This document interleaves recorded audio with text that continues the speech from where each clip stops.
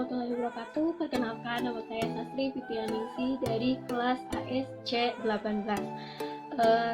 Saya di sini akan menjelaskan tentang proses masuknya Islam di Indonesia. Kedatangan Islam di berbagai daerah Indonesia adalah bersamaan demikian pula kerajaan-kerajaan dan daerah-daerah yang didatanginya mempunyai situasi politik dan sosial budaya yang berlainan.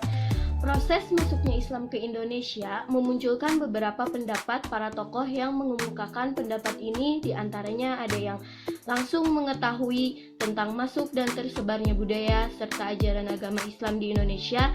Ada pula yang melalui berbagai bentuk penelitian seperti yang dilakukan oleh orang-orang Barat atau Eropa yang datang ke Indonesia karena tugas atau dipekerjakan oleh pemerintah di Indonesia. Tokoh-tokoh itu diantaranya adalah Marco Polo, Muhammad Gore, Ibnu Battuta, Diego Lopez, dan Sir Richard Winstead. Yang pertama, proses masuknya Islam adalah adanya berita dari Arab. Berita ini diketahui dari perdagangan Arab yang melakukan aktivitas perdagangan dengan bangsa Indonesia. Perdagangan Arab telah datang ke Indonesia sejak masa kerajaan Sriwijaya pada abad ke-7 yang menguasai jalur pelayaran perdagangan di wilayah Indonesia bagian barat termasuk Selat Malaka pada waktu itu. Hubungan perdagangan Arab dengan kerajaan Sriwijaya terbukti dengan adanya para pedagang Arab untuk kerajaan Sriwijaya dengan sebutan Zabak, Jabai, dan Sribua.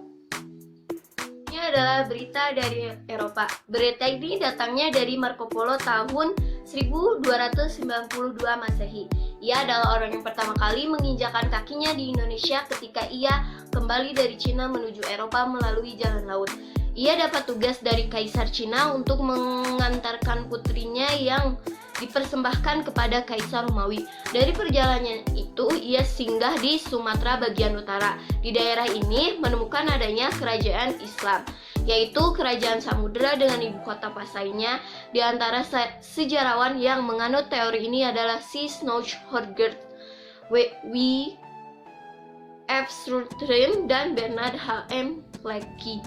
Selanjutnya adalah berita dari India. Berita ini menyebutkan bahwa para pedagang India dan Gujarat mempunyai peranan penting dalam penyebaran agama dan kebudayaan Islam di Indonesia. Karena di samping berdagang, mereka juga aktif mengajarkan agama dan kebudayaan Islam kepada setiap masyarakat yang dijumpainya, terutama kepada masyarakat yang terletak di daerah pesisir pantai.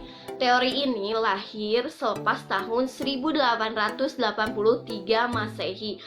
Dibawa oleh Sisnoch Horgrenya. Pendukung teori ini diantaranya adalah Dr. Gonda, Van Ronkel, Marison, R.A. Carew, dan C.A.O. van der Wensweze.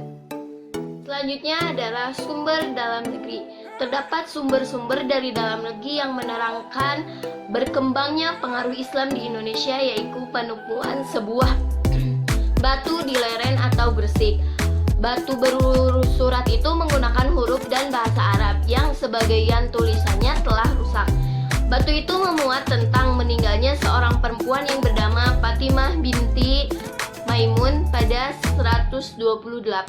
Kedua, makam Sultan Malikul Saleh di Sumatera Utara yang meninggal pada bulan Ramadan tahun 676 Hijriah atau tahun 1297 Masehi.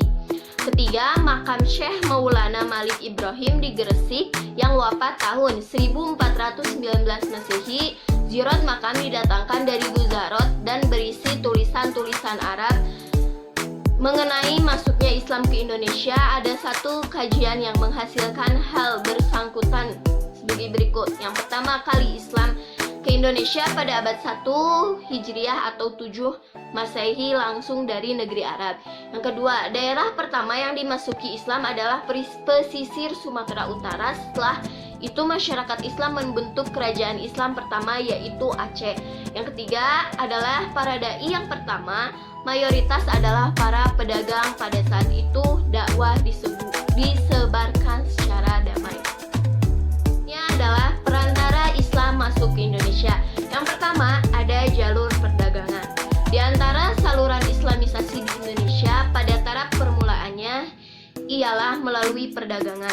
Hal ini sesuai dengan kesibukan lalu lintas perdagangan abad 7 sampai ke-16.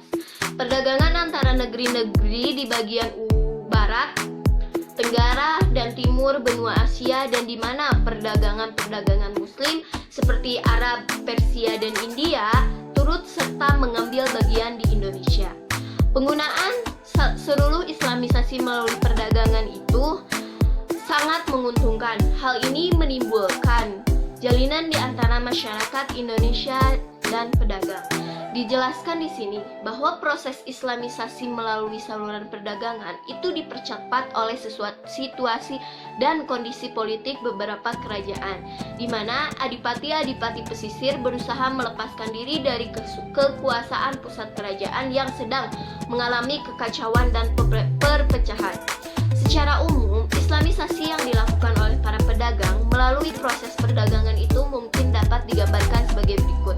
Awalnya, mereka berdatangan di tempat-tempat pusat perdagangan dan kemudian diantaranya ada yang bertempat tinggal, baik untuk sementara maupun untuk menetap. Lambat laun tempat tinggal mereka berkembang menjadi perkumpulan-perkumpulan atau perkampungan-perkampungan. Perkampungan golongan pedagang muslim dari negeri asing yang disebut Pekojan. Adalah ada jalur perkawinan. Perkawinan merupakan salah satu dari saluran-saluran Islamisasi yang paling memudahkan, karena ikatan perkawinan merupakan ikatan lahir batin, tempat mencari kedamaian di antara dua individu. Kedua individu yaitu suami istri membentuk keluarga yang justru menjadi inti masyarakat. Dalam hal ini berarti membentuk masyarakat muslim. Saluran Islamisasi melalui perkawinan yakni antara pedagang dan saudagar dengan wanita pribumi juga merupakan bagian erat berjalinnya dengan Islamisasi. Jalinan balik ini kadang diteruskan dengan perkawinan antara putri kaum pribumi dengan para pedagang Islam. Melalui perkawinan inilah terlahir seorang muslim dari sudut ekonomi. Para pedagang muslim memiliki status sosial yang lebih baik daripada kebanyakan pribumi, sehingga penduduk pribumi, terutama putri-putri bangsawan, tertarik untuk menjadi istri saudagar itu. Sebelum kawin, mereka diislamkan terlebih dahulu. Setelah itu, mereka mempunyai keturunan. Terus lingkungan mereka makin luas. Akhirnya timbul kampung-kampung, daerah-daerah, dan kerajaan-kerajaan muslim.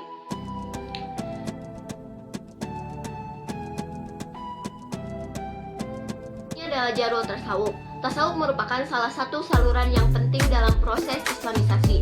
Tasawuf termasuk kategori yang berfungsi dan membentuk kehidupan sosial bangsa Indonesia yang meninggalkan bukti-bukti yang jelas pada tulisan-tulisan antara abad ke-13 dan ke-18. Hal itu berlainan langsung dengan penyebaran Islam di Indonesia. Dalam hal ini, para ahli tasawuf hidup dalam kesederhanaan. Mereka selalu berusaha menghayati kehidupan masyarakatnya dan hidup bersama di tengah-tengah masyarakatnya.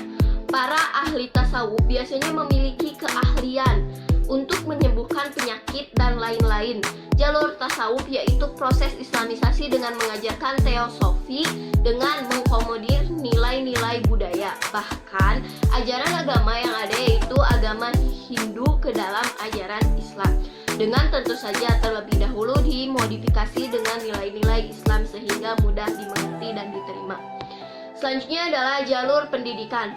Para ulama, guru-guru agama, raja berperan besar dalam proses Islamisasi mereka. Menyebarkan agama Islam melalui jalur pendidikan yaitu dengan mendirikan pondok-pondok pesantren, merupakan tempat pengajaran Islam agama bagi para santri. Pada umumnya, di pondok pesantren ini diajarkan oleh guru-guru agama, kiai-kiai, atau ulama-ulama.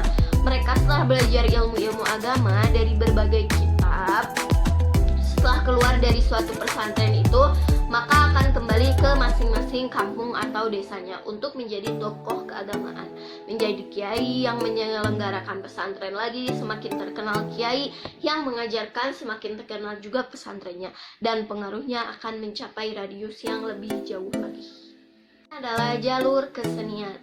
Saluran Islamisasi melalui seni seperti seni bangunan, seni pahat atau ukir, seni tari, musik, dan seni tasak. Misalnya, pada seni bangunan ini terlihat pada Masjid kuno Demak, sedang Duhur Agung Kesepuhan di Cirebon, Masjid Agung Banten, Baitur Rahman di Aceh, Ternate, dan sebagainya. Contoh lain dalam seni adalah dengan pertunjukan wayang yang digemari oleh masyarakat. Melalui cerita-cerita wayang itu disisipkan ajaran agama Islam. Seni gamelan juga dapat mengundang masyarakat untuk melihat pertunjukan tersebut. Selanjutnya diadakan dakwah keagamaan Islam. Terakhir adalah jalur politik. Pengaruh kekuasaan raja sangat berperan besar dalam proses Islamisasi. Ketika seorang raja memeluk agama Islam, maka masyarakat juga akan mengikuti jejak rajanya. Rakyat memiliki kepatuhan yang sangat tinggi dan raja sebagai panutan, bahkan menjadi tauladan bagi rakyatnya. Misalnya di Sulawesi Selatan dan Maluku, kebanyakan rakyatnya masuk Islam setelah rajanya memeluk agama Islam terlebih dahulu. Pengaruh politik raja sangat membantu tersebarnya Islam di daerah ini.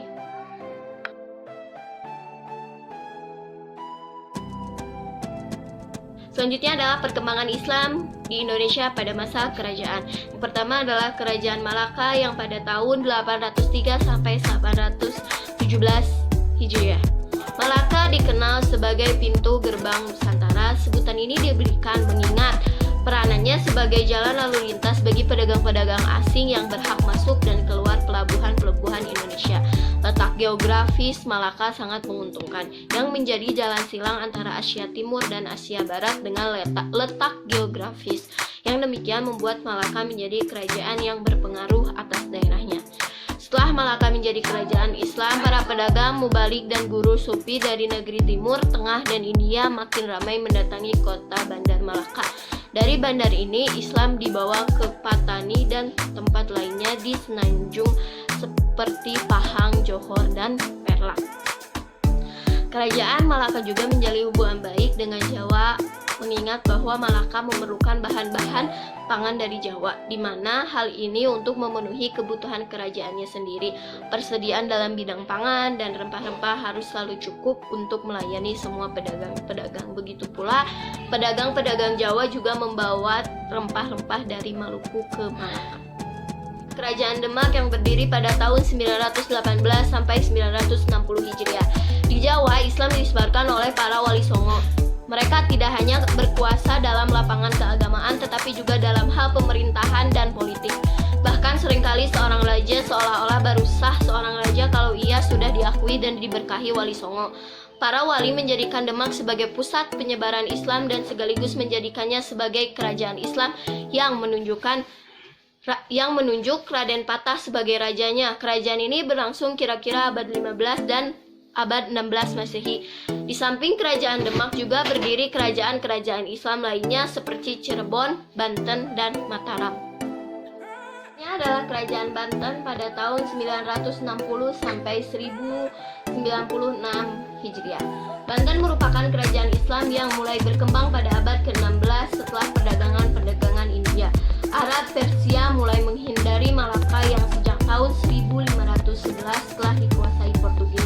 Dilihat dari geografinya, Banten pelabuhan yang penting dan ekonominya mempunyai letak yang strategis dalam penguasa Selat Sunda yang menjadi urat nadi dalam pelayaran dan perdagangan melalui lautan Indonesia di bagian selatan dan barat Sumatera. Kepentingannya sangat dirasakan, terutama waktu Selat Malaka di bawah pengawasan politik Portugis di Malaka. Ini adalah kerajaan Goa Makassar pada tahun 1078 Hijriah sampai 1667 Hijriah. Kerajaan yang bercorak Islam di Semenanjung Selatan Sulawesi adalah Goa Telo. Kerajaan ini menerima Islam pada tahun 1605 Masehi. Rajanya yang terkenal dengan nama Tuma Farisi Kalona yang berkuasa pada akhir abad ke-15 dan permulaan abad ke-16. Ia adalah memerintah kerajaan dengan peraturan memungut cukai dan juga mengangkat kepala-kepala daerah. Ini adalah Kerajaan Maluku. Kerajaan Maluku terletak di bagian daerah Indonesia bagian timur. Kedatangan Islam ke Indonesia bagian timur, yaitu ke Maluku, tidak dapat dipisahkan dari jalan perdagangan yang terbentang antara pusat lalu lintas pelayaran internasional di Malaka. Jawa dan Maluku diceritakan bahwa pada abad ke-14, Raja Ternate yang ke-12 Molomatea bersahabat baik dengan orang Arab yang memberikan petunjuk bagaimana pembuatan kapal-kapal, tetapi agaknya bukan dalam kepercayaan. Menurut tradisi setempat, sejak abad ke-14, Islam sudah datang di daerah Maluku. Pengislaman di daerah Maluku dibawa oleh Maulana Hushaim. Hal ini terjadi pada masa pemerintahan Mahrum di Ternate. Demikian penjelasan saya tentang proses masuknya Islam ke Indonesia. Mudah-mudahan bermanfaat. Assalamualaikum warahmatullahi wabarakatuh.